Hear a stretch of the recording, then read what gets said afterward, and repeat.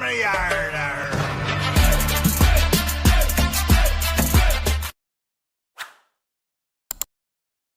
नमस्कार दोस्तों, मैं आपका दोस्त ब्रजमोहन सिंह अपने यूट्यूब चैनल बीबीएन ट्रेडिंग में आपका स्वागत करता हूं। यह वीडियो प्योरली एजुकेशन पर्पज से है। इसमें हम सीपीआर के पैटर्न को समझेंगे और उसको रियल चार्ट पर देखेंगे। जैसे ये है हमारा ग्रीन कैंडल ब्रेकआउट, शॉर्ट में बोलेंगे जीसीबीओ। इसमें क्या होता है, हमारी दिन की पहली 5 मिनट की कैंडल जो आपकी 9:15 से लेके 9:20 तक की कैंडल, अगर इसके लो के नीचे हम 5 मिनट की कैंडल क्लोज कर दें तो हमारा ये पैटर्न फॉर्म होता है। इस पैटर्न फॉर्म के लो के नीचे हम सेल करेंगे, ठीक है, और इसके हाई के ऊपर हमारा एसएल होगा। तो ये था हमारा जीसीबीओ पैटर्न जो हम चार्ट पर देखेंगे। अगला है हमारे वो है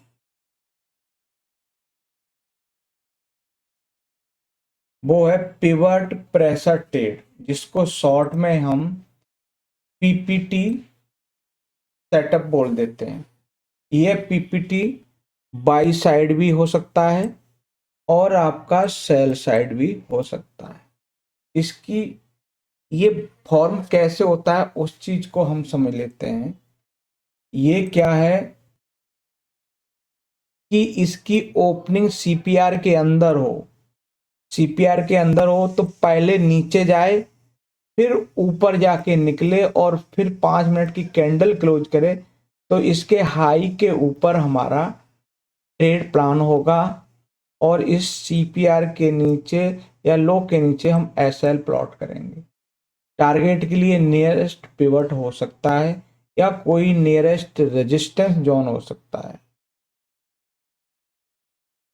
दूसरा है हमारे पास पैटर्न, वो आपका डब्लू रिवर्सल पैटर्न। ये आपका डब्लू रिवर्सल, जैसे प्राइस नीचे इस तरफ गिरते गिरते एक लो बना ले और उस प्राइस वहां से रिट्रेस करके फिर पुनः उसी लेवल पर प्राइस रिट्रेस करना शुरू कर दे, तो ये आपका डब्लू रिवर्सल फॉर्म होता है। और इसी के लो के नीचे हम एसएल प्लान करके यहाँ से पहले इस टारगेट के लिए प्लान कर सकते हैं डब्लू रिवर्सल पैटर्न के। तो ये 3 पैटर्न है हमारे। इन 3 पैटर्न के हिसाब से आज के दिन ये किन किन चार्ट पे फॉर्म हुआ और फिर उनका कैसा मूव रहा, तो हम उसके बारे में देखते हैं। तो चलिए हम आज एग्जांपल देखते हैं। एग्जांपल में पहला जो चार्ट है वो है हमारा एशियन पेंट। एशियन पेंट की ओपनिंग सीपीआर के अंदर हुई और उसने प्रीवियस डे के लो के नीचे क्लोज किया, तो हमारे यहाँ पर सेल एंट्री बनती है। जैसे ही इसकी क्लोजिंग ब्रेक होती है तो ये पिवट हमारे एज ए टारगेट के लिए रख सकते हैं। तो हमारा एसएल कहाँ रहेगा, ये और मैक्सिमम सीपीआर का ये लेवल, तो ये एसएल रहेगा। तो ये क्या है हमारा पीपीटी सेल या पिवट प्रेशर ट्रेड।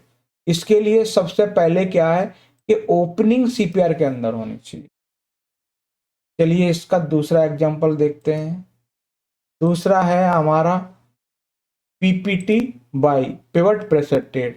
इसकी क्या ओपनिंग सीपीआर के अंदर हुई, पहले हम नीचे गए, नीचे जाने के बाद हम क्लोजिंग करी, तो हमारी क्या क्लोजिंग पे ऊपर यहाँ हमारी एंट्री रहेगी और फाइनल सीपीआर का ये हमारा एसएल रहेगा।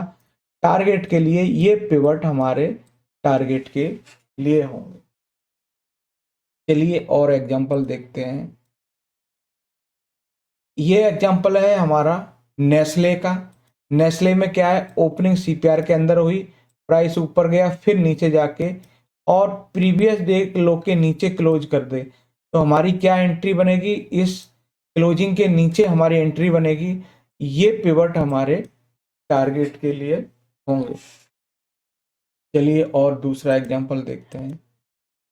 ये है अल्ट्राटेक। अल्ट्राटेक में क्या है कि प्राइस गिरते गिरते एक लो फॉर्म किया, उस लो से रिट्रेस करते प्राइस फिर इसी लेवल के आसपास आई और यहाँ से रिट्रेस करने लगी।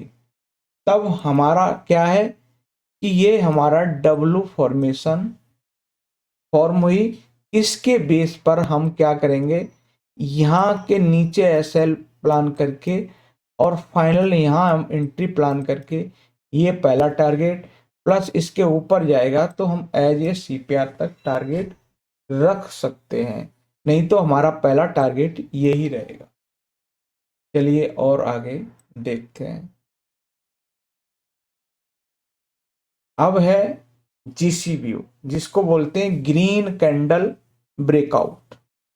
तो ग्रीन कैंडल ब्रेकआउट में क्या है कि प्राइस दिन की पहली 5 मिनट की कैंडल के लो के नीचे क्लोज कर दे। तो ये यहाँ पे क्लोजिंग हमें मिल गई, ठीक है, यहाँ क्लोजिंग मिली। जब वैसे ही इस क्लोजिंग ब्रेक हुई तो हमारा इसी के हाई का एसएल प्लान करके इस पिवट के लिए हम जा सकते हैं।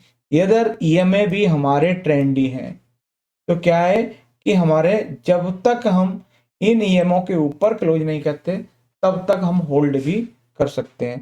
तो जैसे ही हमारे यहाँ ब्रेक हुई या इस पिवट के ब्रेक होते ही इस पिवट के हम टारगेट के लिए प्लान कर सकते हैं। तो ये सीपीआर के 4-5 पैटर्न थे, उन पैटर्न के बेस पर आज ट्रेड प्लान हुई। तो ये था हमारा सीपीआर के पैटर्न।